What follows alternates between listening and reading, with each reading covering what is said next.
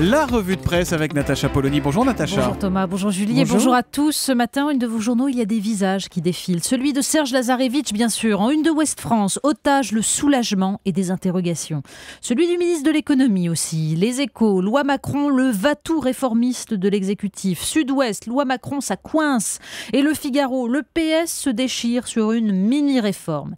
Mais en une de Libération, c'est le vrai visage de la loi Macron qui s'affiche sur fond noir. Attali, l'autre président. Et puis, en une de l'Express, une autre déclinaison de cette gauche réformiste, moderne, libérale. DSK, la malédiction. On commence donc avec cette loi Macron inévitable, incontournable ce matin. Oui, puis ça prendrait presque des allures de guerre de religion. Alors on peut aller décortiquer la loi dans les Échos ou dans le Parisien, qui prévient d'ailleurs que le Conseil constitutionnel pourrait freiner les ardeurs réformatrices encore plus sûrement que les députés PS. On peut aussi s'amuser des positionnements idéologiques. Alors il y a les sans surprise, Nicolas Bétou dans l'Opinion qui raille les tractations de marchands de tapis sur le nombre de dimanches ouvrés, devenu nouveau marqueur sur l'échelle de la gauche. Au-delà de 10, vous frisez la dérive droitière. Dans les dernières nouvelles d'Alsace, c'est Didier Rose qui constate qu'à force d'énerver tout le monde avec le travail dominical, ce gouvernement de gauche finira quand même par se donner une image de réformateur. Ce serait cocasse après tant de reculades. Mais comme le remarque Raymond Courreau dans l'Alsace, c'est surtout un gage de bonne volonté expédié à Bruxelles et à nos partenaires européens. Plus drôle est l'éditorial de Laurent Geoffrin dans Libération, qui ne sait plus comment expliquer à ses lecteurs encore de gauche qu'ils sont en train de lire un journal libéral.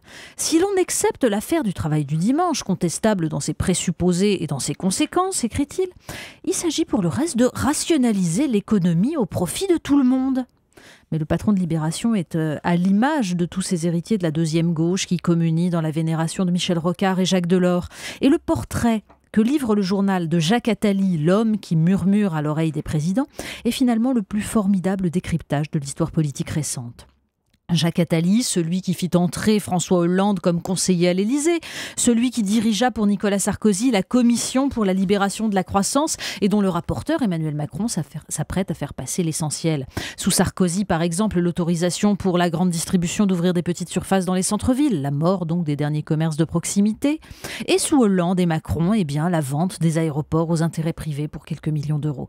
Alors on lira avec profit le dossier de Mediapart prouvant comment la vente de l'aéroport de Toulouse à un consortium chinois s'est accompagné, contrairement aux affirmations d'Emmanuel Macron et de Manuel Valls, d'un contrat laissant tout pouvoir aux nouveaux acquéreurs. Brader les intérêts de la nation, en vocabulaire réformiste, ça se dit libérer la croissance. Il était une fois des coquilles Saint-Jacques globe-trotteuses, Natacha. Mais oui, ça c'est le Télégramme qui nous raconte sur son site les belles innovations de la mondialisation heureuse et de la croissance libérée, où l'on découvre qu'en Bretagne, des millions de coquilles Saint-Jacques sont pêchées, décortiquées, et les coquilles envoyés en Chine pour être nettoyés avant de revenir se faire regarnir de leur noix. Est-ce qu'ils mettent la bonne noix dans la bonne coquille ? J'aimerais bien.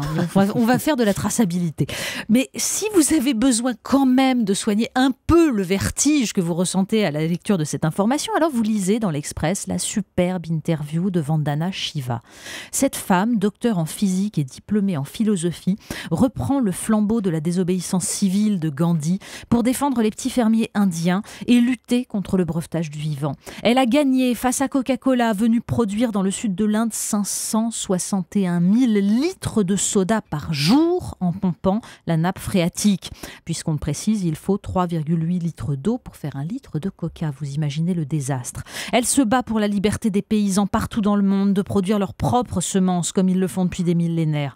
Et face à elle, les tenants de la consommation aveugle et leurs armes, la calomnie, la subversion, les menaces de mort, eh bien son combat, c'est un peu le nôtre. Du journalisme en général et de Mark Zuckerberg en particulier. Oui, ça c'est une petite chronique dans Le Monde. Tu déconnes, Marc. Le journaliste Christophe Agnus, spécialiste des médias numériques, réagit à l'annonce du fondateur de Facebook qui explique vouloir créer un journal numérique personnalisé qui offrirait au lecteur le contenu qui l'intéresse, grâce bien sûr au fameux algorithme permettant d'identifier les goûts de chacun.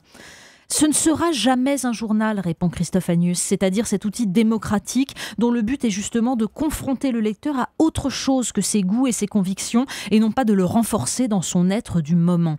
Ce texte-là, ce petit texte, est un texte indispensable parce qu'il nous parle de la modernité et de ce que nous en faisons. Il nous parle de la presse, de la démocratie et de la logique commerciale et consumériste qui en est justement le contraire. On passe des mots des journaux à ceux d'Abdel Malik. Oui, alors ça, vous lirez dans Le Figaro ou Le Monde ce matin dans les chroniques cinéma, des comptes rendus magnifiques du film Timbuktu, mais dans Charlie Hebdo, qui a beaucoup aimé aussi tout à l'heure.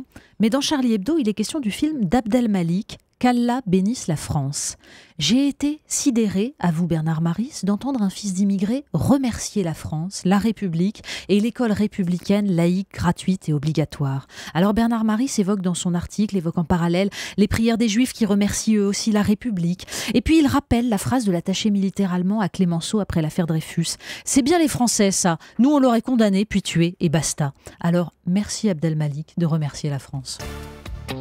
On termine avec une dernière petite dose de Miss France, peut-être ? Oui, c'est un autre visage de la France. Et si justement vous avez eu votre dose de Miss France ce week-end, vous délaissez Gala, son reportage de photos bien léché, et vous allez sur le site Atlantico qui nous présente un petit concours improvisé sur Facebook et qui a connu un grand succès, Miss France Agricole.